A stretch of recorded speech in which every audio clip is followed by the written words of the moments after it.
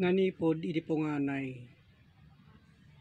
itin tayo panagsuksukimat gapo kadagiti linaon iti lokot ti pagbasaan isu iti addaan panakabalin iti Diyos no masidag tayo kenkuana. Tasakpay kakabsat ngayon tayo amwen adalen digitoy akay papanan na kailangan nga amwen tayo dawatin tayo iti Diyos iti nananay apanakaawat tapno maawatan tayo kadigitoy abal balikas kadigiti sasao nga naggapo kenkuana. Tananipod idi ngayon ka na itata igiti mong unay di atat tao nataydan ket iti bagbagana akas mabangon kadigitoy asasao isu iti panang biag tayo iti spirit tayo nagturong iti Diyos. Kaamin di kita intay isubli nitlaon kadigiti binulod tayo abiyag. So dayjay kinunana nga intayo isubli iti lasag tayo ditoy ket may tanan. So dayjay espiritu tayo isu itagpangato nga ibagbagana kadigiti linaon iti lokot iti pagbasaan isu iti Biblia. Kadigiti pamaneknek a mabasa iti Roma 6 iti 21. Anya nga ti bunga ngadda kada kayo idi kadigiti abanbanag nga ibain nyo ita iti panungpalan isu iti papatay.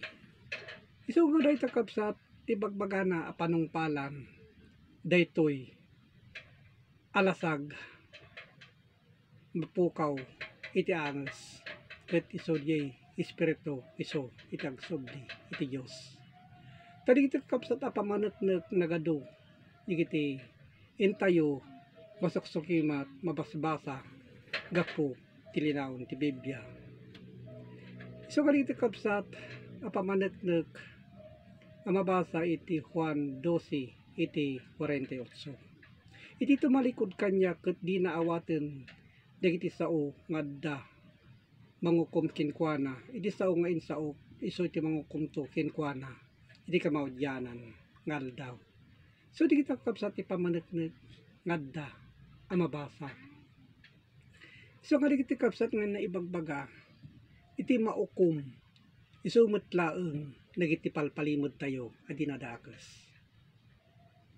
No adda kada tayo iti dakes akapanpanutan dakes a panagsao isu di kita iti maukom may bagbagana gapo iti linaon iti espiritu itunggal tao. Kadigiti a mabasa kabsat iti Roma 2 iti 16. Enton aldaw iti Dios ukumun nanto dagiti palpalimod dagiti tattao.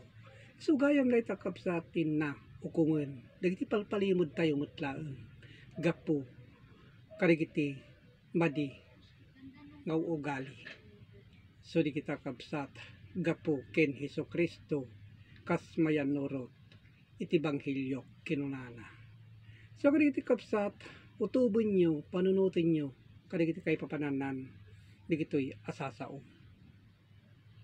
Paamin tayo kapsat agsubli tayo metlaeng kas iti tapok tayo sungar iti naggapuan tayo another mili ni Adan kene Eva idi isuda iti muna a tao akas mabasa.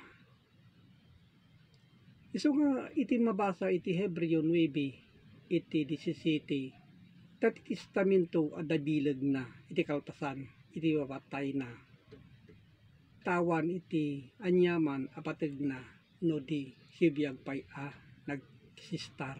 So dito kapsat nga awan pay ti bileg tayo ngagpangato nuhan amatay nga muna iti tao.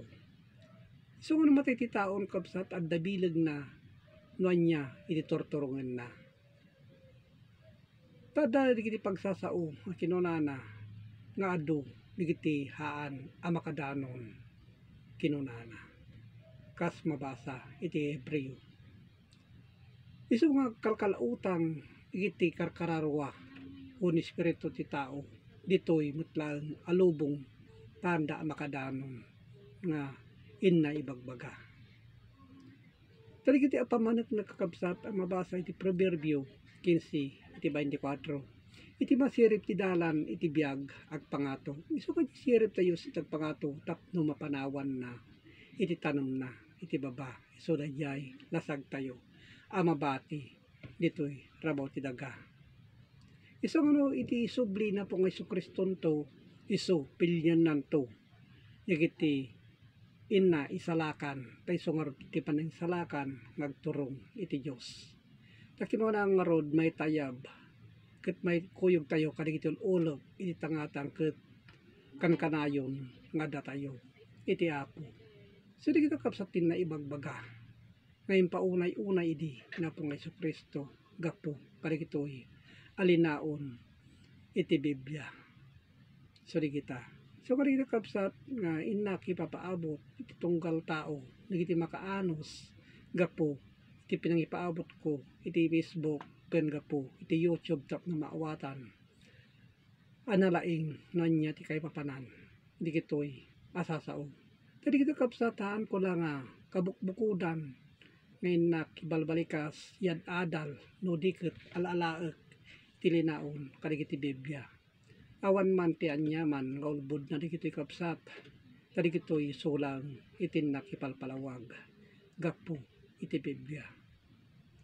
Iso nga agyaman na kakapsat di kito'y nga inted iti Diyos gapo kada kito'y apagilasinan tayo ket agyaman iti Diyos Ama nakabalin sa amin. Amen.